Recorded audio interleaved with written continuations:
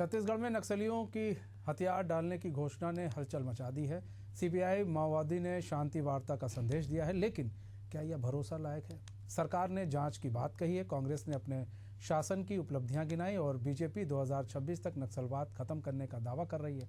सवाल यह है कि नक्सलियों का सरेंडर या नई सियासी रणनीति। ये रिपोर्ट देखिए।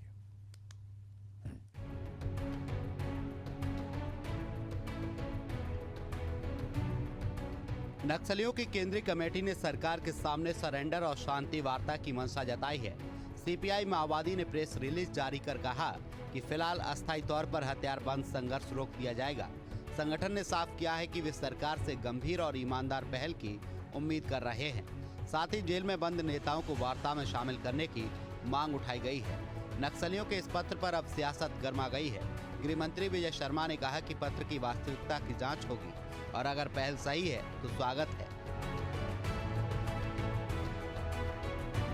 15 अगस्त के दिनांक का एक पत्र है जिसमें बाद में उन्होंने स्पष्टता कहा भी है कि पत्र में लिखा है कि किन्हीं कारणों से इसको विलंब से घोषित किया जा रहा है।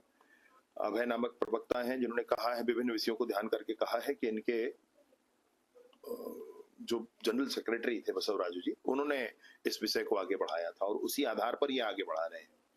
तो जो भी है स्थिति, इस पत्र के ऑथेंटिसिटी के चेक करने के बाद ये देख लेंगे कि अगर इसमें ऑथेंटिक होता है तो माननीय केंद्रीय गृह मंत्री जी अमित शाह जी, माननीय विष्णुदेव साय जी और वरिष्ठ हमारे नेतृत्व इस विषय पर जरूर सकारात्मक निर्णय लेंगे।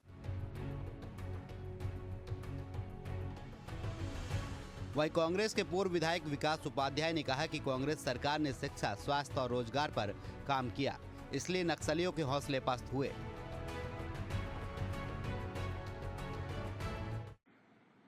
नक्सली प्रवक्ता अभय का पत्र जारी होता है और पत्र में जिस प्रकार की बातें आती है, हम तो शुरू से इस बात को कह रहे हैं कि कांग्रेस की सरकार के समय से नक्सलियों के हौसले पस्त हुए हैं और कहीं ना कहीं हमारे जवानों की बुलंदी और हमारे जवानों की हिम्मत को दाद देना पड़ेगा, जो लगातार इस लड़ाई को लड़ते रहे। और साथ ही साथ ये भी बात है कि इन नक्सली मुठभेड़ की बात कहकर कई निर्दोष आदिवासियों की भी जाने गई है। ये भी बेहद दुर्भाग्यपूर्ण है। कहीं ना कहीं जब कांग्रेस की सरकार थी, मैं समझता हूँ उन नक्सली क्षेत्रों में जहां रोजगार की कमी थी, जहां लोगों के पास कोई दूसरा काम नहीं था, कांग्रेस पार्टी की सरकार ने रोजगार के अवसर डाले, शिक्षा और स्वास्थ्य में वहां पर लोगों को लाभ पहुंचाने का काम किया।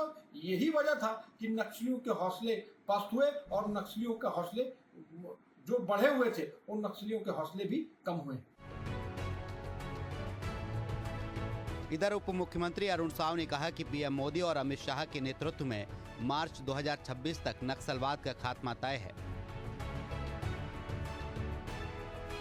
देखिए, जिस प्रकार से प्रधानमंत्री माननीय नरेंद्र मोदी जी के नेतृत्व में सरकार लगातार नक्सल उन्मूलन के लिए काम कर रही है। गृह मंत्री आदरणीय अमित शाह जी ने मार्च 2026 तक नक्सलवाद पूरी तरह से समाप्त करने के लिए बीड़ा उठा रखा है। लगातार बैठकें हो रही है, दौरे हो रहे हैं, प्रवास हो रहे हैं और लगातार हमारे सुरक्षा बल के जवान मजबूती से सुदूर क्षेत्रों में भी जाकर नक्सलियों का सफाया कर रहे हैं। तो स्वाभाविक रूप से नक्सलियों में दहशत है, डर है और निश्चित रूप से जो संकल्प है मार्च 2026 तक नक्सलवाद को समाप्त करने का, वो पूरा होगा। बहरहाल छत्तीसगढ़ में नक्सलियों की ओर से शांति वार्ता की पहल निश्चित ही बड़ा बदलाव है, लेकिन इसके राजनीतिक निहितार्थ भी गहरे हैं। बीजेपी इसे अपनी सुरक्षा नीति की जीत बता रही है, कांग्रेस अपने शासनकाल के काम गिना रही है। सवाल यही है, क्या सचमुच नक्सलवाद अब खत्म होने की कगार पर है या केवल रणनीतिक विराम है? एशियन न्यूज के लिए शशिकांत साहू की रिपोर्ट।